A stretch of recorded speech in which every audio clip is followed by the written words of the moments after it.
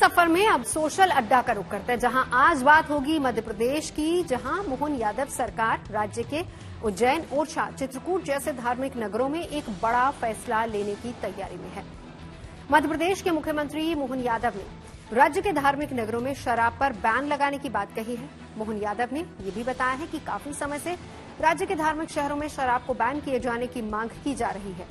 अब साधु संतों के सुझाव के बाद मध्य प्रदेश सरकार धार्मिक शहरों में शराबबंदी की तैयारी कर रही है। सीएम मोहन यादव ने कहा है कि सरकार इस मुद्दे पर गंभीर है और बहुत जल्दी इस बारे में निर्णय लेगी। मुख्यमंत्री ने कहा कि धार्मिक नगरों की सीमा के बाहर ही आबकारी दुकानें संचालित की जाएंगी। इससे पहले कि शिवराज सरकार में नर्मदा किनारे वाले क्षेत्रों में शराब दुकानें बंद करने का ऐलान किया गया था।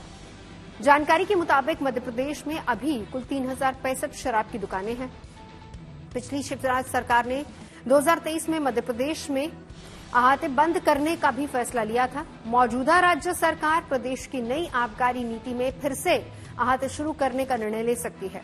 अहाते यानी कि बैठकर पीने की व्यवस्था वाले निर्धारित स्थान होते हैं। अहाते बंद होने से शराब की दुकानों के बाहर ही सड़कें मैखाने बन जाती हैं।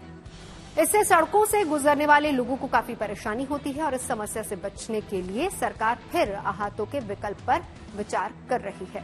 माना जा रहा है कि मध्य प्रदेश सरकार ने आबकारी नीति के जरिए धार्मिक स्थलों को शराब मुक्त रखा जाएगा और इस मुद्दे पर सीएम ने क्या कहा, पहले वो सुनिए और उसके बाद देखिए इस मुद्दे पर लोगों की राय क्या है।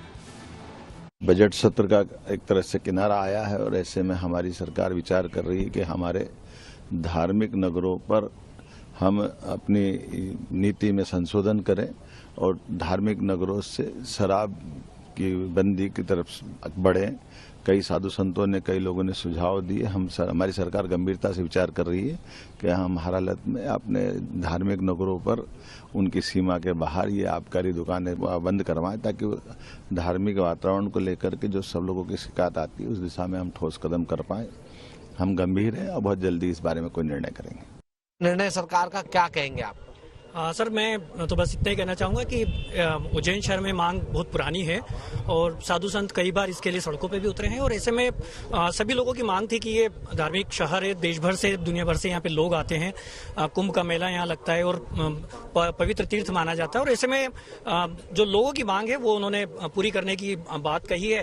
तो ये सबसे अच्छी बात यह है कि अगर मुख्यमंत्री जी ने इस बात पर अगर ध्यान दिया तो बहुत अच्छी बात है। हमारा यही कहना है कि ये चीजें बंद होना चाहिए, जिससे आने वाले जो यहाँ पर श्रद्धालु होते हैं उनसे भी कहीं आहत होते हैं, जिसके लिए प्रशासन बहुत अच्छी व्यवस्था लाया है। हम उसका बिल्कुल तहे दिल से स्वागत करते हैं। माननीय मुख्यमंत्री जी द्वारा ये निर्णय बहुत ही सफल रहेगा, क्योंकि इससे क्या धार्मिक जो आस्था रहती है, जो बाहर के जो यात्रीजन यहाँ पे आते हैं और जो देखते हैं यहाँ की जो गतिविधि जो पहले गलत रहती थी अब उससे सुधरेगी और उससे सांस्कृतिक चीजें भी अच्छी रहेगी और नव पीढ़ी जो रहती है उसको भी बहुत अच्छा इससे प्रूफ मिलेगा। अवंतिकायां विहिता अवतारम मुक्ति प्रदानाम यह सज्जनानाम अकाल मृत्यु परिरक्षणार्थम वंदे महाकालम हम सुरेशम। ये जो अवंतिका नगरी है तो मोक्ष को प्रदान करने वाली है। दूर दूर से यात्री यहाँ आते हैं मोक्ष की कामना को लेकर के। तो अभी हमने देखा विगत कुछ वर्षों से यहाँ पर जो कई जगह शराब के ठेके खुले और जब वहाँ पर शराबियों को देखते हैं तो यात्रियों की आस्था उससे प्रभावित होती है, उनके मन को ठेस पहुँचती है। तो माननीय मुख्यमंत्री जी ने यह जो निर्णय लिया है स्वागत योग्य है। देखिए, रेवेन्यू की जहां तक बात है, अभी आपने देखा है कि उज्जैन का लगातार विकास हो रहा है। महाकाल लोक बनने से यहाँ तो यात्रियों की संख्या यूं ही बढ़ रही है, धार्मिक वातावरण बन रहा है, पूजा पाठ से दूर दूर से लोग आ रहे हैं, तो सरकार को तो यहाँ से आमदनी हो ही रही है। तो इसलिए ये जो शराबबंदी का जो निर्णय है ये स्वागत योग्य है। इससे कोई फर्क नहीं पड़ेगा।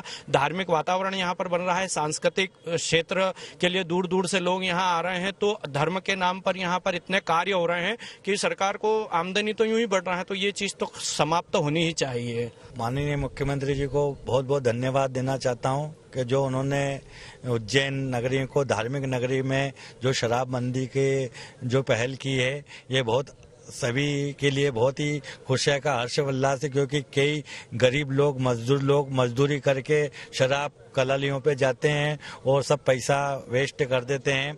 इसलिए यहाँ पर घर महिलाओं को भी बहुत दिक्कतें आती है। इसलिए सभी शहर में ठेका मुक्त होना चाहिए और ये बहुत ही अच्छी पहल है। ये जो धर्म नगरी है, एक धार्मिक नगरी है उज्जैन, जहाँ प्रत्येक 12 वर्ष में कुंभ का आयोजन हो रहा है। तो जिस प्रकार से यहाँ श्रद्धालु आते हैं, अगर ये शराब मदिरा, मांस मदिरा का जो स्थान है वो देखते हैं तो उससे उज्जैन की छवि भी बहुत खराब होती थी।